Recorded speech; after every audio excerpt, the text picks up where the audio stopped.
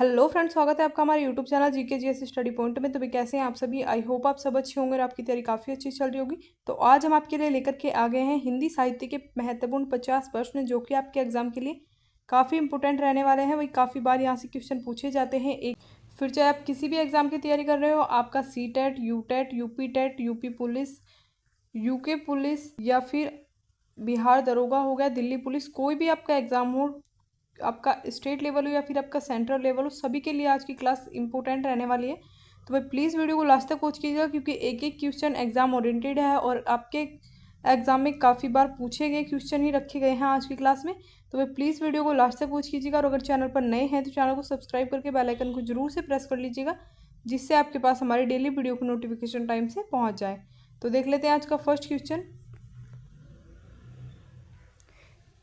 ज्ञानपीठ पुरस्कार पाने वाले हिंदी के प्रथम साहित्यकार कौन थे? तो भाई बात करें ज्ञानपीठ पुरस्कार पाने वाले हिंदी के जो प्रथम साहित्यकार थे, तो हो जाएगा सुमित्रा नंदन पंत। ऑप्शन नंबर ए आपका राइट आंसर हो जाएगा। ठीक है, सुमित्रा नंदन पंत राइट आंसर हो जाएगा। और अगर बात करें इन्होंने किस वर्ष इनको ज्ञानपीठ पुरस्कार दिया गया था, तो भाई 1968 में।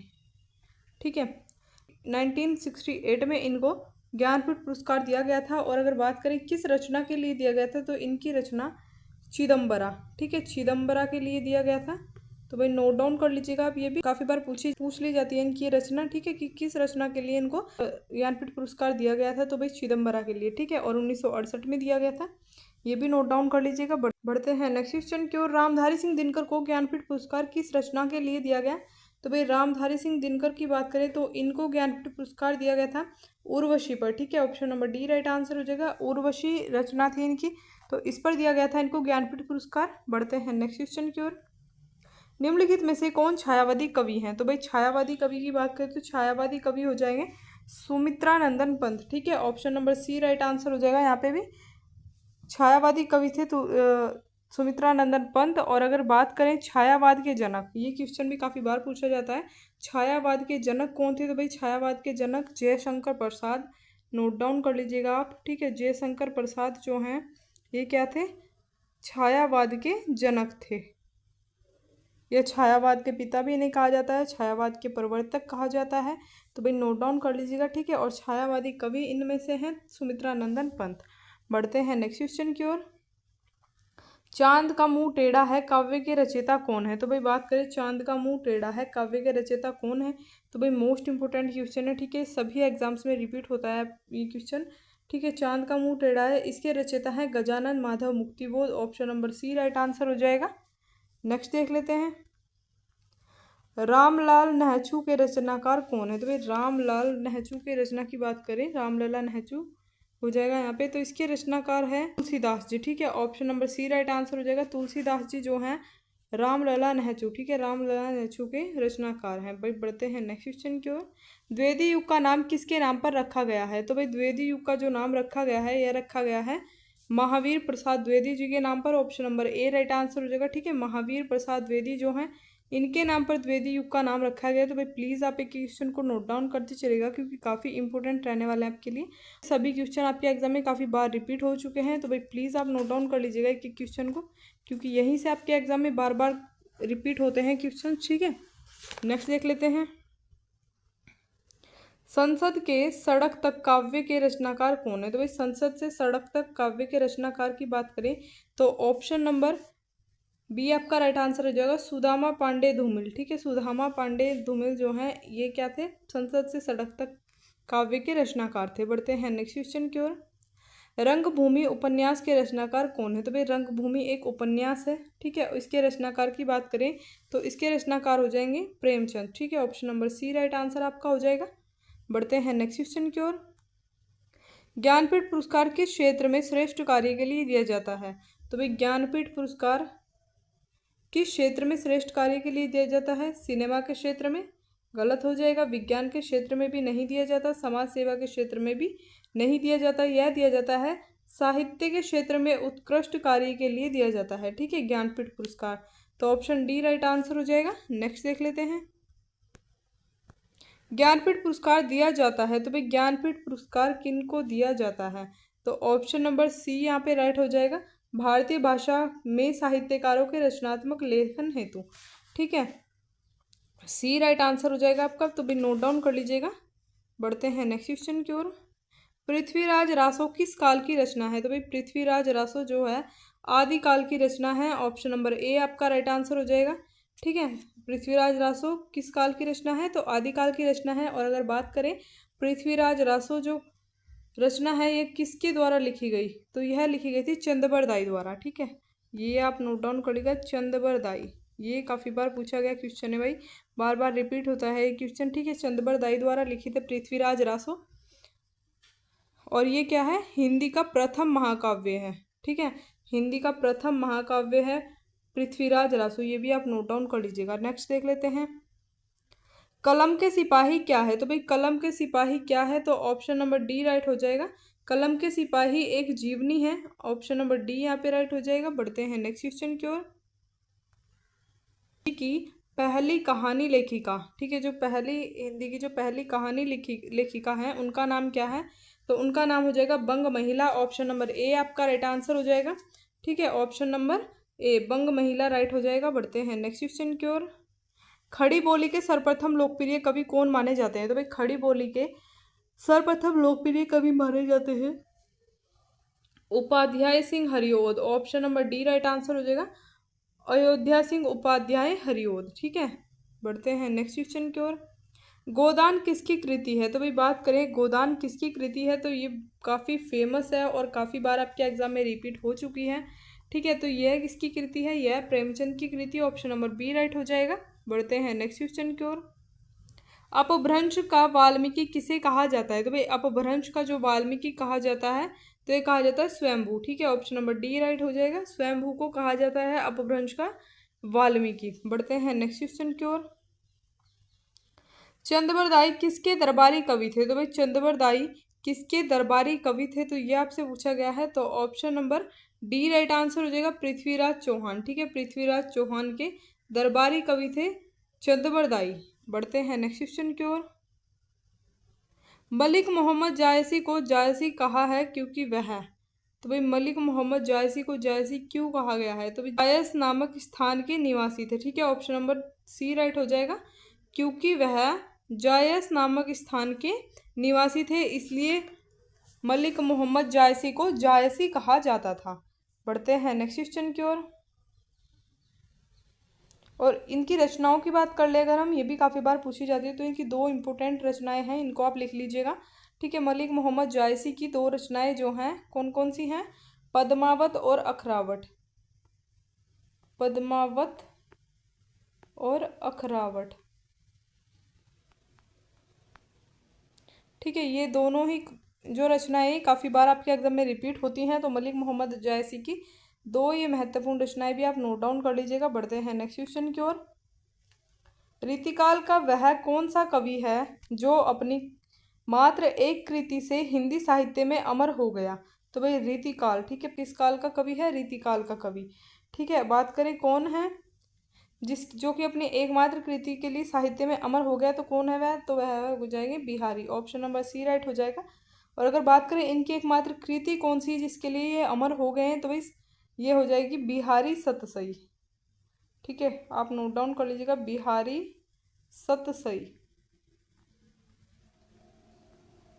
ठीक है, बिहारी सतसई बिहारी जी की एकमात्र कृति है जिसके लिए वे हिंदी साहित्य में अमर हो गए हैं, और यह किसके? रीतिकाल के कवि हैं बिहारी जी। ठीक है, बढ़ते हैं नेक्स्ट क्वेश्चन की ओर।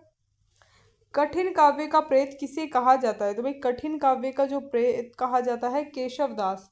ऑप्शन नंबर डी हो जाएगा, केशव दास को कहा जाता है कठिन काव्य का प्रेत। बढ़ते हैं नेक्स्ट क्वेश्चन की ओर। हिंदी साहित्य के आधुनिक काल को इस नाम से अभिहित किया जाता है, तो भाई किस नाम से अभिहित किया जाता है हिंदी साहित्य के आधुनिक काल को? तो हिंदी साहित्य के आधुनिक काल को गद्य काल कहा जाता है। ठीक है, ऑप्शन डी हो जाएगा, गद्य काल कहा जाता है हिंदी साहित्य के आधुनिक काल को। बढ़ते हैं नेक्स्ट क्वेश्चन की ओर। हिंदी साहित्य में प्रयोगवाद के प्रवर्तक का नाम है? तो भाई हिंदी साहित्य में प्रयोगवाद के प्रवर्तक का क्या नाम है? तो ऑप्शन नंबर, तो बी आपका राइट आंसर हो जाएगा, अज्ञे। ठीक है, अज्ञे जो हैं हिंदी साहित्य में प्रयोगवाद के प्रवर्तक हैं अज्ञे। ऑप्शन नंबर बी आपका राइट आंसर हो जाएगा। तो भी नोट डाउन कर लीजिएगा प्लीज आप एक एक क्वेश्चन को। बढ़ते हैं नेक्स्ट क्वेश्चन की ओर। जायसी किस धारा के कवि थे? तो भाई बात करें जायसी किस धारा के कवि थे, तो option number B right answer हो जाएगा, प्रेमाख्यानक। ठीक है, प्रेमाख्यानक काव्य धारा के कवि थे जायसी। ठीक है, मलिक मोहम्मद जायसी प्रेमाख्यानक काव्य धारा के कवि थे। बढ़ते हैं नेक्स्ट क्वेश्चन की ओर। मैथिल कोकिल किसे कहा जाता है? तो भाई मैथिल कोकिल जो जिस कहा जाता है तो ये कहा जाता है विद्यापति को। ठीक है, ऑप्शन नंबर ए आपका राइट हो जाएगा। विद्यापति को मैथिल कोकिल के नाम से पुकारा जाता है। बढ़ते हैं नेक्स्ट क्वेश्चन की ओर। प्रकृति के सुकुमार कवि किसे कहा जाता है? तो भाई प्रकृति का सुकुमार। ठीक है, प्रकृति का सुकुमार किसे कहा जाता है? मोस्ट इंपोर्टेंट क्वेश्चन है, मोस्ट। ठीक है, आप डबल स्टार इसके आगे लगा लीजिएगा और नोट डाउन कर लीजिएगा एकदम। ठीक है, प्रकृति के सुकुमार कवि कहा जाता है सुमित्रा नंदन पंत जी को। ऑप्शन नंबर ए आपका राइट आंसर हो जाएगा। ठीक है, सुमित्रा नंदन पंत जो हैं इनको कहा जाता है प्रकृति के सुकुमार। बढ़ते हैं नेक्स्ट क्वेश्चन की ओर। कथा सम्राट किसे कहा जाता है? तो भी बात करें कथा सम्राट कहा जाता है प्रेमचंद को। ऑप्शन नंबर ए आपका राइट आंसर हो जाएगा। बढ़ते हैं नेक्स्ट क्वेश्चन की ओर। बाल चित्रण में कौन सा कवि श्रेष्ठ था? तो भाई बाल चित्रण में कौन से कवि श्रेष्ठ थे? तो वैसे बाल चित्रण कबीरदास जी ने भी किया है, लेकिन आपसे पूछा गया कि कौन श्रेष्ठ थे, तो इनमें से श्रेष्ठ थे Surdas ji. Option number C right answer हो जाएगा। ठीक है, सूरदास जी जो है बाल चित्रण में श्रेष्ठ कवि थे। बढ़ते हैं नेक्स्ट क्वेश्चन की ओर। रसमय सिद्ध किसका उपनाम है? तो भाई रसमय सिद्ध जो है यह उपनाम है किसका? जयशंकर प्रसाद का। Option number D right answer हो जाएगा। जयशंकर प्रसाद जी जो हैं इनको रसमय सिद्ध उपनाम दिया गया था। बढ़ते हैं नेक्स्ट क्वेश्चन की ओर। मधुर स्वपन्न के रचनाकार कौन है? तो भाई मधुर स्वपन्न के रचनाकार की बात करें तो मधुर स्वपन्न के रचनाकार कौन है? तो ऑप्शन नंबर आपका हो जाएगा डी, राहुल सांकृत्यायन। ठीक है, राहुल सांकृत्यायन जो है मधुर स्वपन्न के रचनाकार हैं। बढ़ते हैं नेक्स्ट क्वेश्चन की ओर। तुलसी और सूर की रचनाओं के आधार पर रस कितने प्रकार के होते हैं? भाई तुलसी और सूर की रचनाओं के आधार की बात करें तो इनके आधार पर रस होते हैं कुल 11। Option number A right answer हो जाएगा। और अगर बात करें रसों का जनक किसे कहा जाता है, तो भाई ये नोट डाउन कर लीजिएगा, रसों के जनक कहे जाते हैं कौन? भरत मुनि। ठीक है, भरत मुनि को कहा जाता है रसों का जनक। और इनके द्वारा कितने प्रकार के रस बताए गए हैं? तो इनके द्वारा कुल 8 प्रकार के रस दिए गए हैं। ठीक है, कुल 8 रस दिए गए हैं भरत मुनि जी द्वारा। तो भाई नोट डाउन कर लीजिएगा। बढ़ते हैं नेक्स्ट क्वेश्चन की ओर। कलम आज उनकी जे बोल जला, अस्थियां बारी बारी चिटकाए जिनमें चिंगारी। उक्त पंक्ति के लेखक कौन है? तो भाई ये देख लीजिएगा, आपको एक पंक्ति दी गई है जो कि काफ़ी इंपॉर्टेंट है। ठीक है, काफ़ी बार आपसे पूछी गई है। तो भाई इस पंक्ति के रचनाकार की बात करें तो option number A right answer हो जाएगा, रामधारी सिंह दिनकर। ठीक है, रामधारी सिंह दिनकर हो जाएगा आपका राइट आंसर। बढ़ते हैं नेक्स्ट क्वेश्चन की ओर। हिंदी भाषा की बोलियों के वर्गीकरण के आधार पर छत्तीसगढ़ बोली है। तो भाई हिंदी भाषा की बोलियों के वर्गीकरण के आधार पर जो छत्तीसगढ़ बोली है तो वह कौन सी बोली है? तो पूर्वी हिंदी। ऑप्शन नंबर ए आपका राइट हो जाएगा। ठीक है, पूर्वी हिंदी जो है छत्तीसगढ़ी बोली है। बढ़ते हैं नेक्स्ट क्वेश्चन की ओर। हिंदी भाषा के विकास का सही अनुक्रम कौन सा है? तो भाई देख लीजिएगा आप, हिंदी भाषा के विकास का जो सही अनुक्रम है तो हो जाएगा पाली। ठीक है, प्राकृत, अपभ्रंश और हिंदी। ठीक है, पाली, प्राकृत, अपभ्रंश और हिंदी, यह क्या है? हिंदी भाषा के विकास का अनुक्रम है। तो भाई नोट डाउन कर लीजिएगा। बढ़ते हैं नेक्स्ट क्वेश्चन की ओर। हिंदी खड़ी बोली किस अपभ्रंश से विकसित हुई है? तो भाई हिंदी की खड़ी बोली जो है वह किस अपभ्रंश से विकसित हुई है? तो ऑप्शन नंबर सी राइट हो जाएगा, शोरसैनी अपभ्रंश। ठीक है, शोरसैनी अपभ्रंश से विकसित हो गई है वह। बढ़ते हैं नेक्स्ट क्वेश्चन की ओर। भारतीय संविधान की 8वीं अनुसूची में शामिल भाषाओं की संख्या है। तो भाई भारतीय संविधान की 8वीं अनुसूची में शामिल भाषाओं की संख्या है 22। Option number D right answer हो जाएगा। बढ़ते हैं नेक्स्ट क्वेश्चन की ओर। हिंदी की आदि जननी है। तो भाई हिंदी की आदि जननी कौन है? तो हिंदी की आदि जननी की बात करें तो ऑप्शन नंबर राइट हो जाएगा ए। ठीक है, संस्कृत भाषा जो है हिंदी की आदि जननी है। बढ़ते हैं नेक्स्ट क्वेश्चन की ओर। निम्न में से कौन सी भाषा भारतीय परिवार की भाषा नहीं है? तो भाई भारतीय परिवार की भाषा नहीं है, तो ऑप्शन नंबर कौन सा राइट आंसर हो जाएगा आपका? हो जाएगा ऑप्शन नंबर सी। ठीक है, जो मलयालम भाषा है वह क्या है? वह भाषा भारतीय परिवार की भाषा नहीं मानी जाती है, मलयालम भाषा। ठीक है, बढ़ते हैं नेक्स्ट क्वेश्चन की ओर। कबीर को भाषा का डिक्टेटर किसने कहा? तो भाई कबीर को भाषा का जो डिक्टेटर कहा है वह कहा गया हजारी प्रसाद द्वारा। ऑप्शन नंबर ए आपका राइट हो जाएगा। हजारी प्रसाद ने कबीर को भाषा का डिक्टेटर कहा है। बढ़ते हैं नेक्स्ट क्वेश्चन की ओर। इनमें से कौन ज्ञानपीठ से सम्मानित रचनाकार नहीं है? तो भाई ज्ञानपीठ से सम्मानित रचनाकार नहीं है, तो ऑप्शन नंबर सी बी आपका राइट आंसर हो जाएगा मृदुल गर्ग। मृदुल गर्ग जो है ज्ञानपीठ से सम्मानित रचनाकार नहीं है, इनको ज्ञानपीठ पुरस्कार नहीं दिया गया है। बढ़ते हैं नेक्स्ट क्वेश्चन की ओर। प्रभावती किसकी रचना है? तो भाई प्रभावती की बात करें, प्रभावती रचना है सूर्यकांत त्रिपाठी निराला की। ऑप्शन नंबर सी आपका राइट हो जाएगा। ठीक है, बढ़ते हैं नेक्स्ट क्वेश्चन की ओर।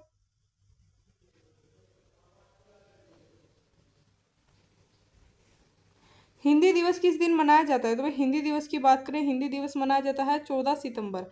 ठीक है, ऑप्शन बी राइट आंसर हो जाएगा। भारत में हिंदी दिवस मनाया जाता है 14 सितंबर को। और अगर बात करें विश्व हिंदी दिवस कब मनाया जाता है, तो भाई विश्व हिंदी दिवस मनाया जाता है 10 जनवरी को। ठीक है, ये भी आप नोट डाउन कर लीजिएगा। 10 जनवरी, 10 जनवरी को मनाया जाता है विश्व में हिंदी दिवस, और भारत में मनाया जाता है 14 सितंबर को। ठीक है, बढ़ते हैं नेक्स्ट क्वेश्चन की ओर। विकास की दृष्टि से प्रकृति की पूर्वकालीन अवस्था का नाम क्या है? तो भाई विकास की दृष्टि से प्रकृति की पूर्वकालीन अवस्था का नाम है पाली। ठीक है, ऑप्शन नंबर ए आपका राइट आंसर हो जाएगा। पाली जो है वह क्या है? विकास की दृष्टि से प्रकृति की पूर्वकालीन अवस्था का नाम है। ऑप्शन ए राइट हो जाएगा। बढ़ते हैं नेक्स्ट क्वेश्चन की ओर। आधुनिक हिंदी साहित्य का पितामह किसे कहा जाता है? तो भाई आधुनिक साहित्य का पितामह कहा जाता है, तो किसे कहा जाता है? भारतेंदु हरिश्चंद्र को। Option number B right answer हो जाएगा। ठीक है, भारतेंदु हरिश्चंद्र को आधुनिक हिंदी का पितामह कहा जाता है। बढ़ते हैं नेक्स्ट क्वेश्चन की ओर। ये हो जाएगा बी आपका राइट आंसर। बढ़ते हैं नेक्स्ट क्वेश्चन की ओर। ठेठ हिंदी का ठाठ किसकी रचना है? तो भाई ठेठ हिंदी के ठाठ की बात करें तो यह रचना है अयोध्या सिंह उपाध्याय हरिओ। ठीक है, अयोध्या सिंह उपाध्याय हरिओ जो इनकी रचना है ठेठ हिंदी का ठाठ। ठीक है, बढ़ते हैं नेक्स्ट क्वेश्चन की ओर। बीसल देव रासो के रचयिता कौन है? तो भाई बीसल देव रासो के रचयिता है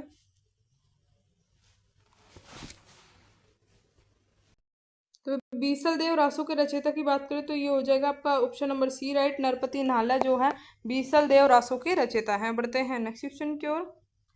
खड़ी बोली हिंदी में सर्वप्रथम रचना करने वाले कवि का नाम क्या है? तो भाई खड़ी बोली हिंदी में सर्वप्रथम रचना करने वाले कवि का नाम है खुसरो। ऑप्शन नंबर बी आपका राइट हो जाएगा। ठीक है, खुसरो कौन है? खड़ी बोली हिंदी में सर्वप्रथम रचना करने वाले पहले व्यक्ति थे।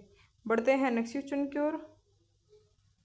अजात शत्रु किसकी रचना है? तो भाई अजात शत्रु जो रचना है option number D right answer हो जाएगा। जयशंकर प्रसाद। ठीक है, जयशंकर प्रसाद की रचना है अजात शत्रु। बढ़ते हैं नेक्स्ट क्वेश्चन की ओर।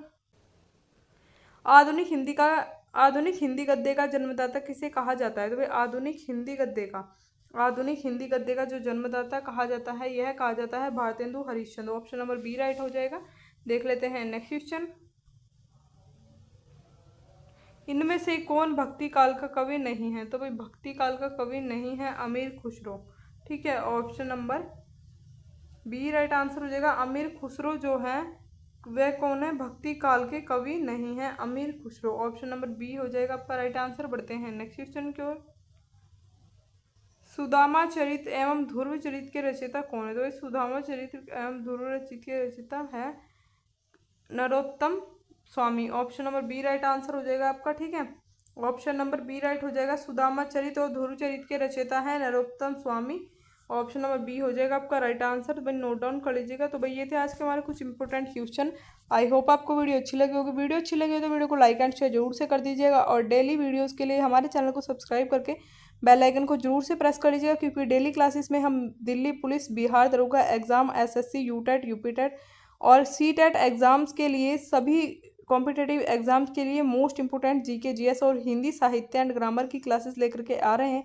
तो भाई प्लीज़ चैनल को सब्सक्राइब करके चैनल के साथ जुड़ जाइएगा, और वीडियो अच्छी लगी हो तो वीडियो को लाइक एंड ज़्यादा से ज़्यादा शेयर भी कर दीजिएगा। Thanks for watching this video.